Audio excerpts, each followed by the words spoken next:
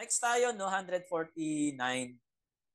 So, appearance number 5 ni Jesus Christ. Pagkatapos niya nag-appear dun sa dalawang stranghero na our disciple, papuntang Emmaus, then nawala si Jesus Christ habang kumakain sila. Si Jesus naman, nakarating na dun sa mga disciple, papunta pa lang, on the way pa lang yung dalawang disciple galing sa Emmaus. So when the two disciples find apostles and begin telling them, nakarating na. Ito, sabi niya, nung dumating na yung um, disciple mula sa Emmaus, they began telling of their experience. Then Jesus suddenly appears among them. At first, appearance among them. So, the apostles were frightened. Nagulat sila eh. And he reassures them by showing his hand. Tignan niyo ang aking mga paa at kamay. So, and ask for something to eat. O, yun na naman, di ba? Pagkain na naman. Kaya ang icebreaker ni Jesus Christ, pagkain eh. Favorite talaga ni Jesus Christ, pagkain, no? After this, parehas sa kila sister at brother dito na mahilig sa pagkain. So, then, kaya sa church, mahilig tayo sa pagkain, di ba? Kasi part yun eh. Nature ni Jesus Christ yun. So, after this, he teaches them what he had taught the two disciples along the road. So, tinuro niya ulit. Nire-orient ulit sila. So that according to the scripture, the Messiah had to suffer, die, and resurrect. So what they're seeing was the true fulfillment of the scripture. Praise the Lord. Grabe. Pero ang problema dito, absent si Tomas. Absent si Tomas. So John tell us that it is at this point that Jesus breathes on them and gives them the gift of the Holy Spirit. So they received John's baptism and were justified at that point. So now they receive the indwelling of the Holy Spirit to permit their growth in Christ or sanctification. So today we receive both at the point of baptism. Ano yan baptism ng Holy Spirit yun and yung indwelling ng Holy Spirit. So after this, Jesus gives them the charge to be His witness in preaching the gospel. But still, they must have to wait in Jerusalem until they receive the empowering from the Holy Spirit. Okay, ito, debatable ito. I will open this one. Kahit sa Bible school, naging ano ko to, nag-research ako mabuti about this. Yung John chapter 20 verse 22. Kasi may na-discover ako na nagsasabing isang ano po ito, isang denomination ng Christian.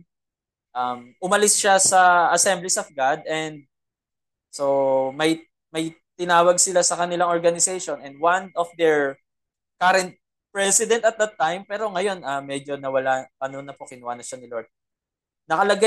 Nakadraft sa kanilang fundamental belief that the birth of the church started in John chapter 20 verse 22.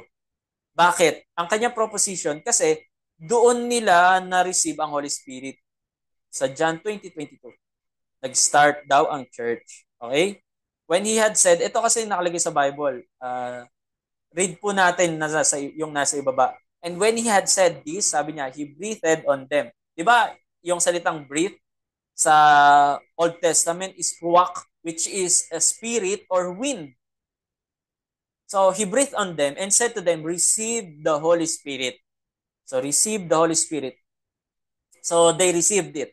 Okay? Na-receive nila. So ito, correct ko lang mga kapatid. Total, nandito na rin lang tayo. May mga Pentecostal churches na ang kanilang binabanggit while they are preaching or on their revival, receive the Holy Spirit, sabing ganun. Supposed to be, they must not say yung receive the Holy Spirit unless they are unbeliever. Okay? Kasi matik yun, if you are already believer, you must, hindi mo dapat sasabihin receive the Holy Spirit. Kasi may Holy Spirit niyan. Upon accepting and believing the Lord Jesus Christ, Christ dwells in us. So, that is not the person of Christ na nasa langit na nakaupo sa kanan ni God. Okay, nawala na naman tayo sa audio natin. Ito ang problema eh. Nasa kalagitnaan tayo ng hype, ng teaching, tas biglang bababa ng ganito yung ano natin.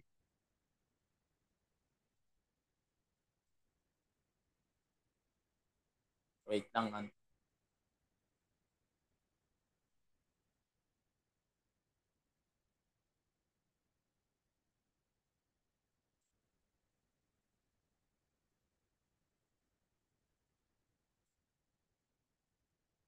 Yan, okay na ulit. At resume po tayo.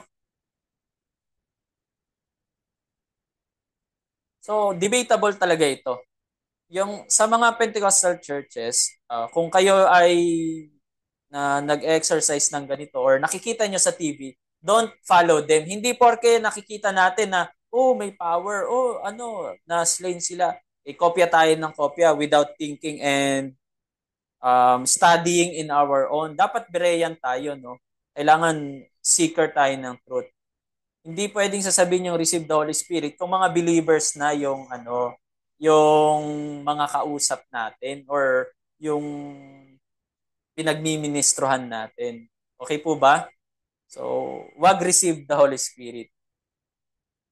At the point na tinanggap natin si Jesus Christ and naniwala tayo sa Kanya, we already receive Him through the Holy Spirit. So, meron na tayong indwelling. Ang kailangan na lang ay infilling at saka baptism or overflowing. Yun yung hinahanap. Marahil, yun yung dapat na i-confess. Diba? So, wag natin gagayahin si Jesus Christ na receive the Holy Spirit. Tapos, mga may Holy Spirit or believer na yung mga kausap natin. So, iwasan po natin yon. Hindi ko sinasabi na kasalanan na pag sinabing receive the Holy Spirit pero believer na. Pero hindi ko sinasabing kasalanan yun, but mali. Mali po talaga. So, yan. So, ito yung isi-share ko. Insertion ito para alam natin to reconcile na may mga nagsasabing ang birth ng church daw ay sa John 20 verse 22. Kasi doon daw nagkaroon ng unang um, receiving ng Holy Spirit, hindi nung panahon ng Pentecost sa Acts chapter 2. So, ito yung conflicting views of theologian concerning John chapter 20 verse 22.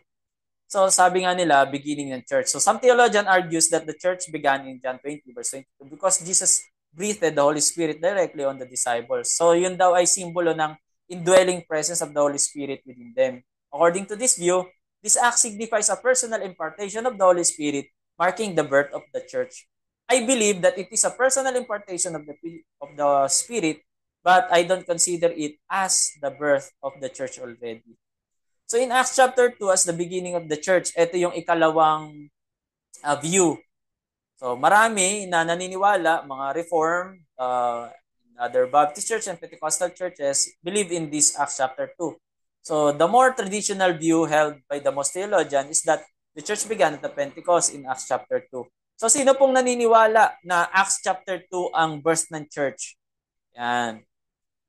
Type natin, kung ang birth ng church ay sa John 20 verse 22, i-type natin John 20:22. Kung naniniwala naman tayo ng Acts chapter 2, ay i-type natin Acts chapter 2. So when the Holy Spirit descended upon all the believers in public and powerful manner. So yun daw yung birth ng church sa Acts 2. So this event is seen as the fulfillment of Christ's promise in Acts chapter 1 verse 8 that sinasabing, "You shall be my witnesses unto yun nga, and you shall receive power," sabi niya doon, "when the Holy Ghost came upon you," and it is viewed as the birth of the universal church with the outpouring of the Holy Spirit, enabling believers to witness the world. Kaya ano to, ito yung dissection ko nung ni-research ko to sa Bible school. Probably mga year 2007 kasi second year college ako noon.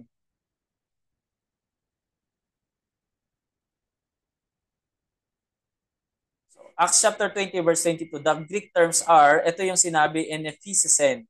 So this verb usually means breathed. And ayan na naman.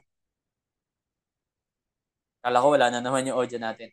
So it is used only here in New Testament actually, yung breathed na in Ephesian. So it's closest parallel sa chapter 2 verse 7 when God breathed life to Adam.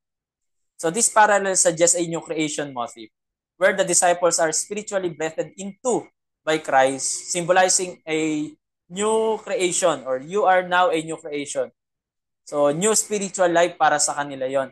yung believing nila noon, actually may kasamang doubting. Pero nung panahon that they breathed unto them, na-confirm kasi, and the gospel, sabi nga nila, ang gospel is yun yung way ng salvation, di ba? So hindi pa complete yung gospel. How can you be saved if you didn't hear and witness the um whole program ng salvation? But still, para sa akin hindi pa whole yun kasi partial pa rin. Ang whole talaga yung may kasama ng ascension. Hindi pa nag-ascend si Jesus Christ, di ba? So, pneuma hagion. So, this is the Holy Spirit. Yung sinabi doon na that God breathed the Holy Spirit or received the pneuma hagion. So, the divine agent who would empower the disciple for their mission. So, some see this is the beginning of the disciples' spiritual empowerment, while others view it is an anticipation of the fuller baptism at the Pentecost. Pero kung babasahin natin, Labeti, pneuma hagion or receive the Holy Spirit, actually, it is a command. Meron kasing mga ano yan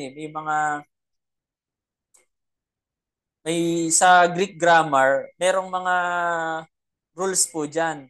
Etong kung babasahin natin tong receive the Holy Spirit, ang grammar niya pala ang grammar po niya is a command and aorist imperative.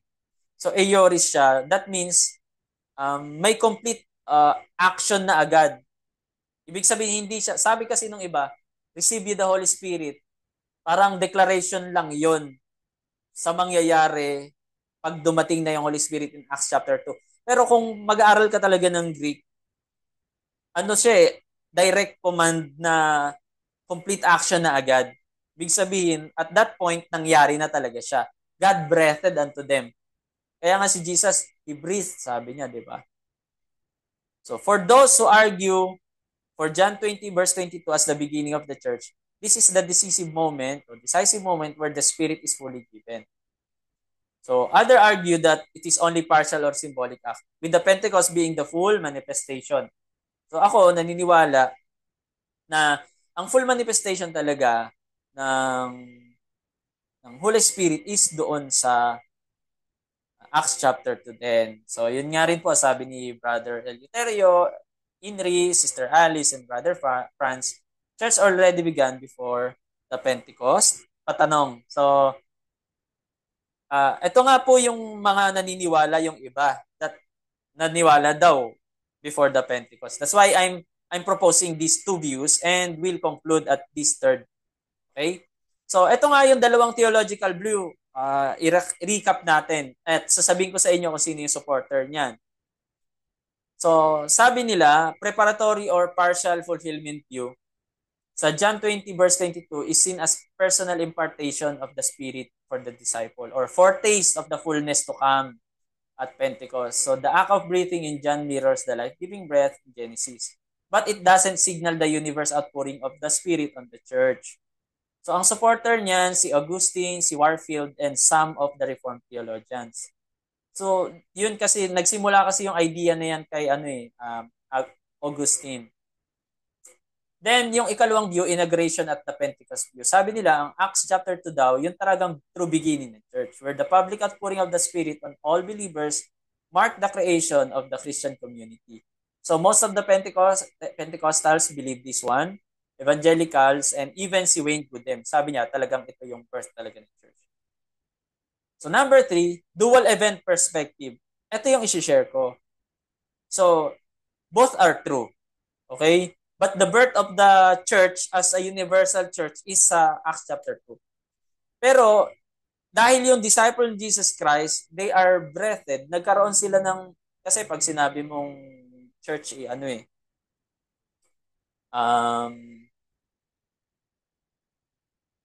tawag dito, church is called out. Okay, called out. Ikalawa, may seal ng Holy Spirit. Hindi ka pwedeng maging part ng church kung wala kang selyo. That's why, para sa akin, it is a dual event perspective. Okay, nawala na naman yung audio natin. Wait lang. Buti may ko dito, monitor. Madalas wala akong monitor, pero ngayon, nag-monitor na ako kasi nagtatry ako kanina pa. Talagang namamatay.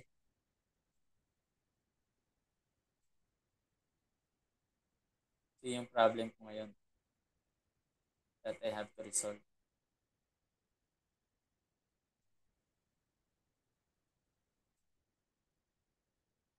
Sound check? Okay, wala pa.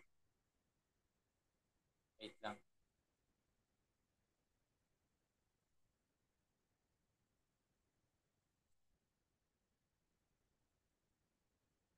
Yan. So, balik tayo online.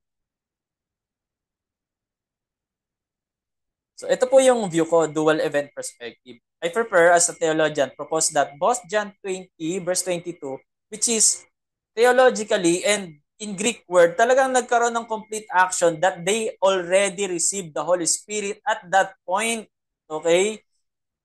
Talagang na-receive nila because it is a command and imperative yon. Kaya there was already a local church at John chapter 20 verse 22.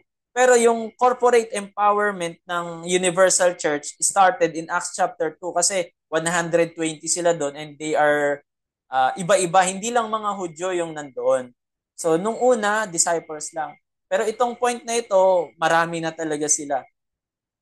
Kaya as a dual event perspective natin, personally or yung sinasabi ni John, it is a personal receiving of the Holy Spirit. Kasi hindi pwede nating i-deny na may na-receive sila. Talagang nakasulat. Okay? It is a command, a aorist imperative yung Greek na pagkakasulat niya yung grammar. Therefore, talagang nangyari that they received that time. But wala yung talagang baptism of the Holy Spirit na talagang may nag-pour out sa kanila. Okay? So, corporate empowerment of the church formation yung natanggap nila doon.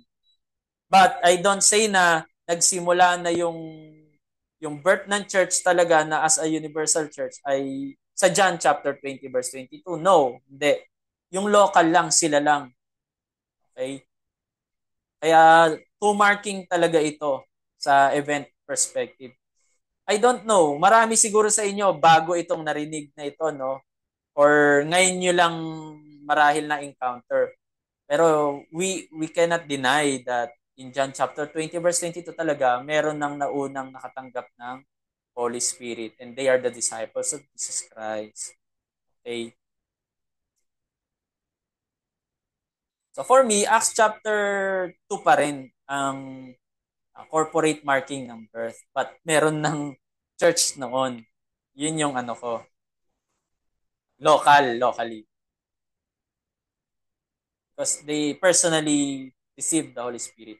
So, 150 na tayo. Appearance number 6 kay Thomas. Mark chapter 16 verse 14 and John 20 verse 31. So, in the previous appearances to the apostles, si Thomas, he was not among them. Nawawala na naman.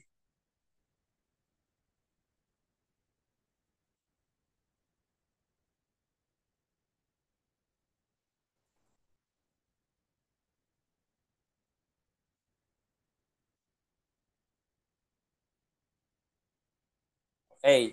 Yan.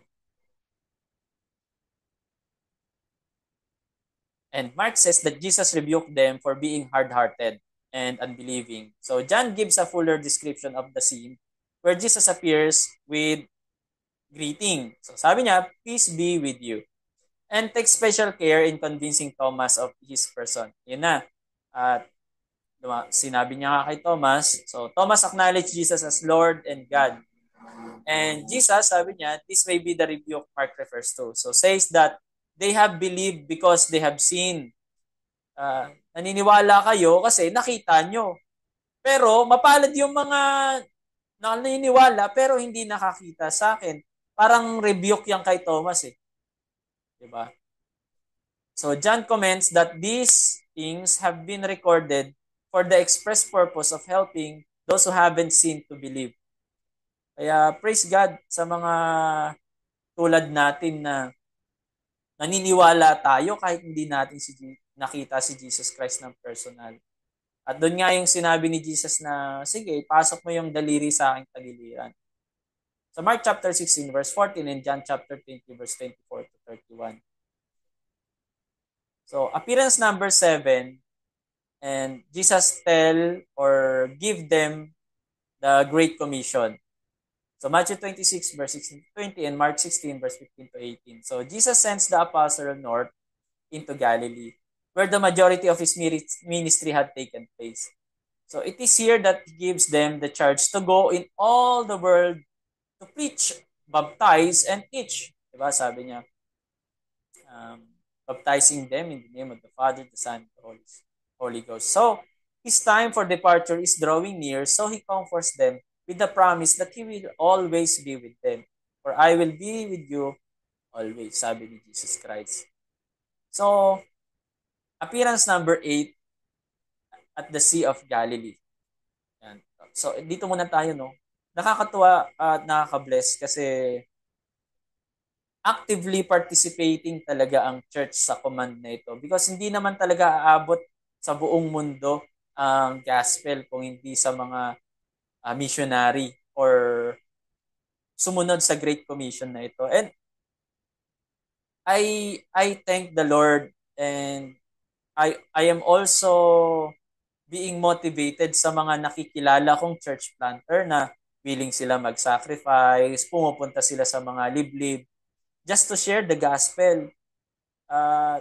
Isa rin sa mga nakilala ko sa Marikina, yun nga, yung church planter namin na pastor.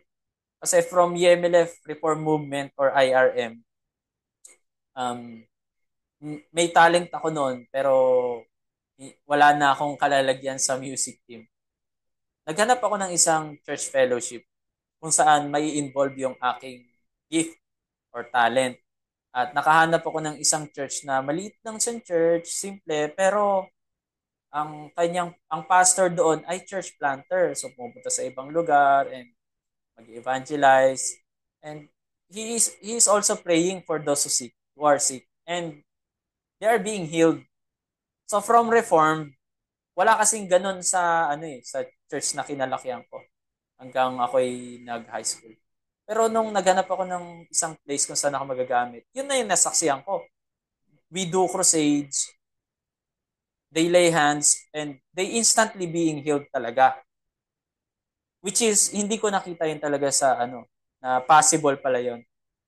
At doon ko nakita na, grabe, meron pa yung may goiter dito na malaki, tapos pinag-pray. Lumabas color green, naisukan, nawala talaga yung goiter. Sabi ko, may ganun palang nag-i-exist. And marami din sa mga exorcism, yan, na-involved din kami sa exorcism. Nakita namin talaga yung sumusuot yung babae sa ilalim ng aparador niya na may ganyan lang kaliit na butas. Tapos nagsusumuot doon. Ewan ko, natakot ata. Pero alatang kung sa psychologically talagang hindi normal. And iba yung boses niya. Iba din yung lakas. Kahit ilang tao pwede yung hahawak sa kanya.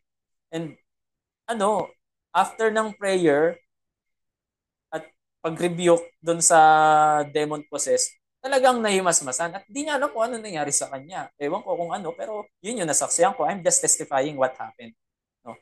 Doon ako na-expose from Reform to Pentecostalism. Sabi, may ganun pala. But habang nagmamatured ako sa Bible school, nakikita ko na there's something na ginagawa rin ng mga Pentecostals na hindi na talaga siya in line sa Word of God. Which is, ako as your professor and founder ng Mobile Bible School, walang hawak na denomination or affiliation ang ating eskwelahan. Okay? So, kaya mayroon tayong teacher na Baptist, si Pastor Dexter, Five Sola siya ang teacher, and Once Saved, Always Saved ang kanyang paniniwala. And same to Brother Job Merseni, which is Reformed Evangelical. And I'm also from Reformed sa Yemelef. Alam na alam ni Tita Mercy yan. Di ba? Hanggang ngayon, ang mother ko, member ng Yemelef. IRM, Yemelef Reform Movement. At kaya mas marami din sa teaching ng Reform ang adapted talaga. But still open ako sa Pentecostal kasi I witness and I also exercise some of them yung biblical way. Okay? Kaya nung kumalat yung ministry, doon ako sumama sa pastor namin sa Manat Bin Malay, yun na yung panahon na ang lakas ng udyok ng Lord sa akin na mag full-time missionary. So, mag Great Commission to make the long story short. At doon, nagkaroon ng 3 days crusade, marami na naman din gumaling.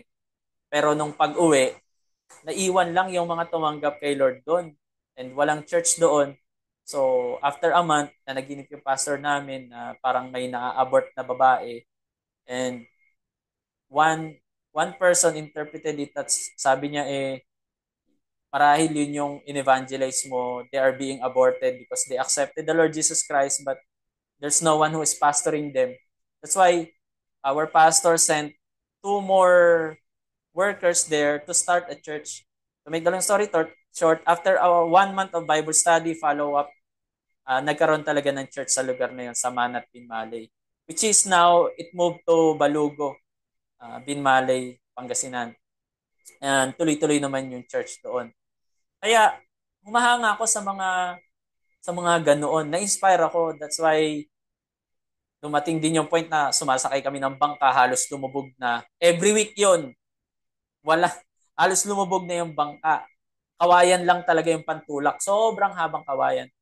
So, para lang tawirin namin yung isang bahay na dapat namin Bible study ito ng weekly.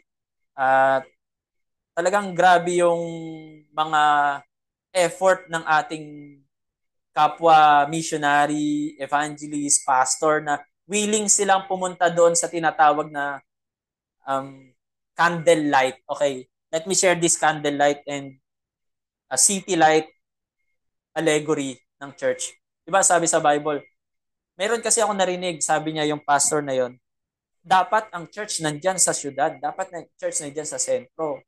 Tignan mo yung mga Katoliko, doon agad sila sa sentro. So, yun yung sinasabi nila. Wala na naman tayong audio.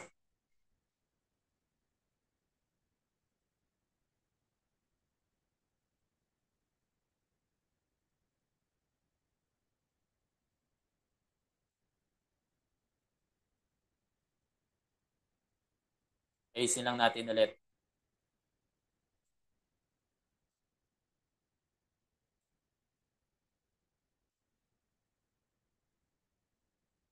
Sound check. Ayan, meron na ulit. So, ayun. Talagang salute ako sa mga ito, share ko yung city light and tsaka candle light. Di ba ang Christian, sabi nila, may pastor ako nagsabi na maganda ang church nasa center. Oo, okay yun, nasa center. Pero hindi mo pwedeng gawing yan, absolute na yan lang ang dapat gawin ng lahat ng mga pastor magsumiksik doon sa syudad. Meron talagang tinawag ang Panginoon to minister at as the city light or liwanag na hindi mo maitago, nandun siya sa may sentro. Pero alalahanin yun, sabi ni Jesus Christ, pumunta kayo sa mga lansangan, hanapin nyo yung mga ihirap, yung mga bulag, mga pingkaw. Ibig sabihin, may mga pastors, ministers, evangelists talaga na nagmi-minister sa mga liblib na lugar, sa mga desolated area, destitutes, mga mahihirap, at willing silang mag-sacrifice doon. Kaya nilang yakapin yung kahit yung pinakamatandang umiihi na nakakalimot at mapanghina yung amoy niya. Kasi naranasan ko din yun eh. At itong Great Commission, hindi mo pwedeng gawing absolute na isang way lang siya. Talagang kahit yung I'm sorry pero masagasaan man yung ibang paniniwala dito o view about Great Commission. Kasi meron ding band na Korn. Ito, panahon kasi namin to nung college. Yung Korn, talagang siya, underground rock music. Rawr! Talagang ganyan. Nag-headbang sila. But one point, may na-evangelize yung nila, guitarist. Ewan ko kung guitarist lang ito o yung mismong kumakanta. And he's still singing his song, making concerts, pero he is sharing Jesus Christ already. Kasi kung aalis na siya doon, sino pang magmi-minister sa mga taong walang Kristo? So that is his nation. Kaya nga, preach the gospel in all nation. Ang ibig sabihin ng nation is ethnos. Pag sinabi mong ethnos, it is a common culture with a common language na sila lang nakakaintindi. Meron din silang commonality sa dance or marahil sa kanilang dietary, common views. Basta yun yung kanilang ethnos na tinatawag. Ang ethnos hindi naman nation na tulad ngayon na bawat bansa ay nahati-hati na ng bansa. No, modern ethnos noon, modern nation. Pero ang ethnos noon, every ethnic group is called ethnos or nation. That's why yung salitang go and preach the gospel in all nation, hindi ibig sabihin yun na aalis ka sa trabaho mo, magre-resign ka, at pupunta ka sa ibang bansa para matupad lang yung Great Commission. Hindi ganun yun.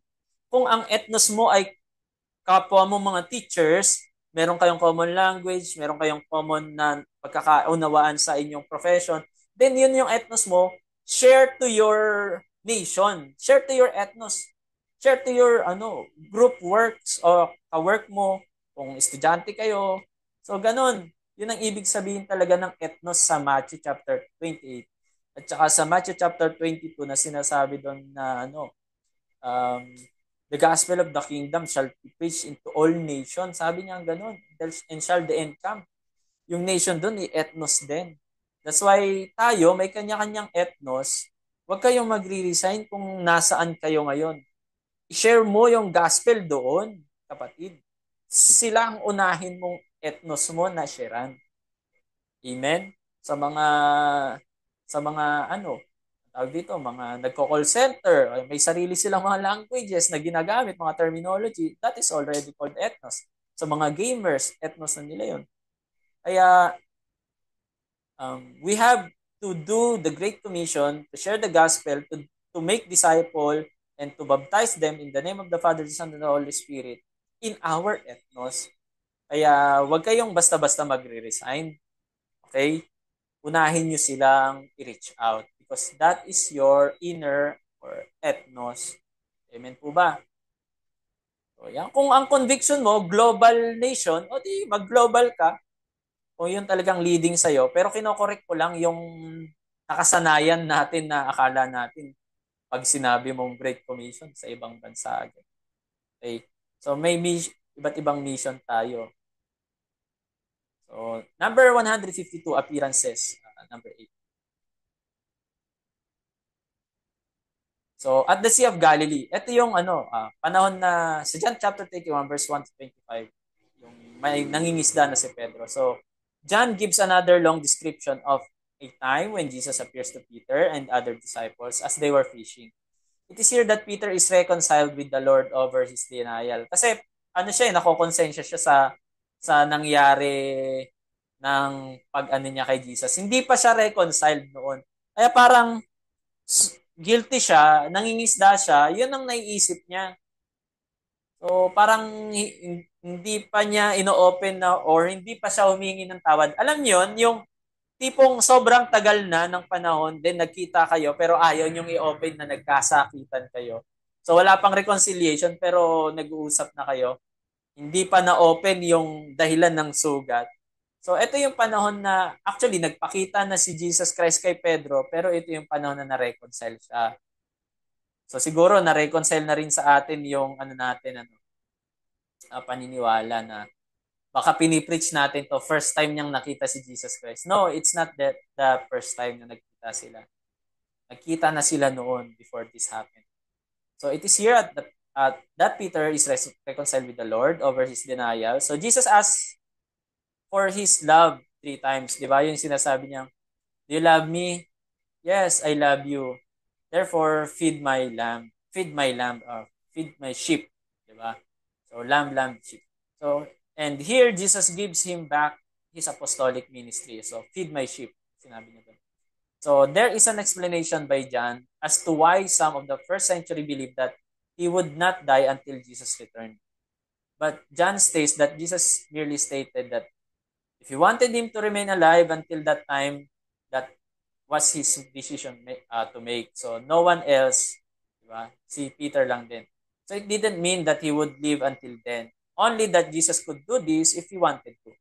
So, he completes this chapter with the same kind of editorial comment that the record he kept only to contain part of the things Jesus did. Di ba? Parang sobrang dami ng ginawa ni Jesus Christ. Kulang yung buong mundo kung yung papel ay susulatan. So, the record he kept only contained part of the teaching of Jesus Christ. Jesus did enough to generate faith. But if all were written, it would fill the world. So, praise God. Sobrang, nung na-imagine ko nga, grabe. Sayang, no? Marami pa rin na hindi na isulat. Napakayaman siguro talaga ng Kristyanismo kung halos lahat naisulat, bawat detalye ng kanyang mga itinuro. At siguro sobrang desperate din ng mga tao noon. Nag-imbento sila. Kaya meron yung Gnostic Gospels na tinatawag. Yun nga, yung mga other gospel tulad ng the Gospel of St. Peter, Gospel of Mary, Gospel of Thomas. May mga ganon na nahukay sa Nag Hammadi sa Egypt. So, ang daming gospel yun. Kasama na dun yung Book of Enoch. So, and yung mga iba pang mga writings. So, ayan. So, 153. Last two na ito. Second to the last.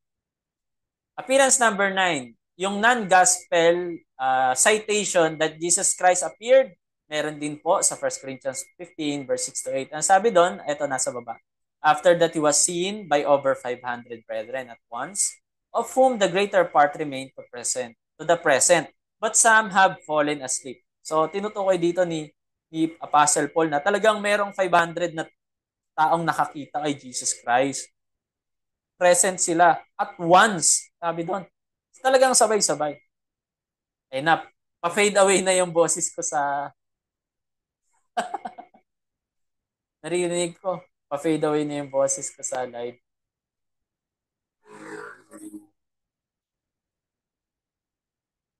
Chill lang kayo.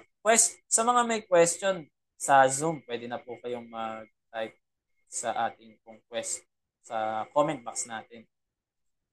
Para mamaya babasa na lang tayo. Our time is 9:26. Matatapos natin ito na 9:30 and question and answer tayo hanggang 10.